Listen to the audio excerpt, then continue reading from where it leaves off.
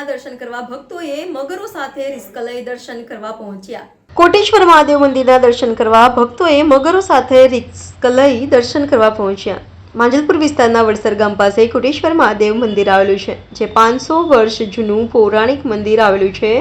હાલ શ્રાવણ માસમાં કોટેશ્વર મહાદેવના દર્શન કરવા આવેલા ભક્તોને મગરોનો ડર પણ લાગી રહ્યો છે, તો બીજી તરફ મગરોનો રિસ્ક લઈ મહાદેવના દર્શન કરવા ભક્તો જાય છે તે કેટલું યોગ્ય?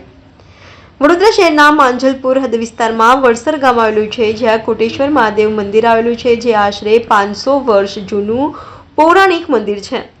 હાલ શ્રાવણ માસ ચાલી રહ્યો છે, ત્યારે કોટેશ્વર જવાના માર્ગ પર વરસાદી પાણી ભરાઈ ગયા છે, ત્યારે આજુબાજુ મગરો રોડ પર દેખાઈ રહ્યા છે, તો બીજી તરફ કોટેશ્વર મહાદેવ મંદિરના દર્શન કરવા આવતા ભક્તોએ પોતાના જીવનો રિસ્ક લઈ દર્શન કરવા જતા હોય છે, ત્યારે તંત્રને આ બાબતનું ધ્યાન આપવું જોઈએ।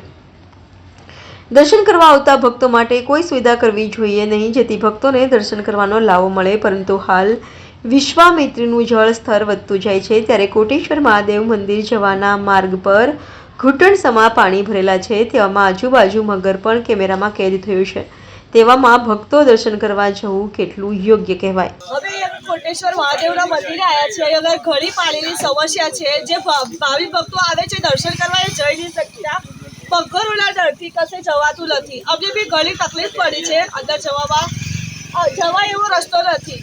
સરકારે સુવિધા કરવી જોઈએ કે જે આવા શ્રાવણ મહિનો ચાલે છે અને આ ભાવિ ભક્તો આવે છે 9 લાખના દર્શન કરવા, એને સુવિધા મળે દર્શન કરવા માટેની, જેને કોઈ આ મગરોનો ડર ના લાગે અને સારી રીતે જઈ શકે। હજી આ કઈ જગ્યાએ આવેલું છે, શું કહેશો? વડસર બ્રિજ પાસે આવેલું છે કોટેશ્વર મહાદેવ।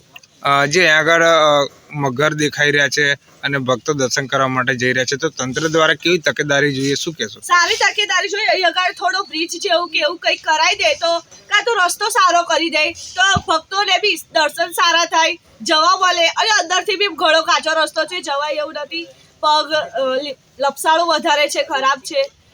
સરકારને ખરેખર વિનંતી છે કે આ રસ્તો ખરેખર સુધારે અને ભાવિ ભક્તોને જવા માટે સારી સુવિધા કરી આપે। હજી અત્યારે તમે દર્શન કરવા માટે જઈને આજુબાજુ મગર હતા, શું કહેશો?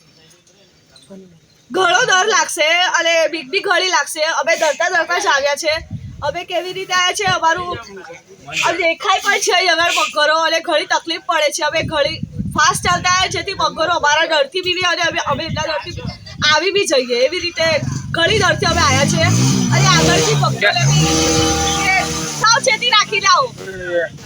શું નામ તમારું? દિવ્યાબેન।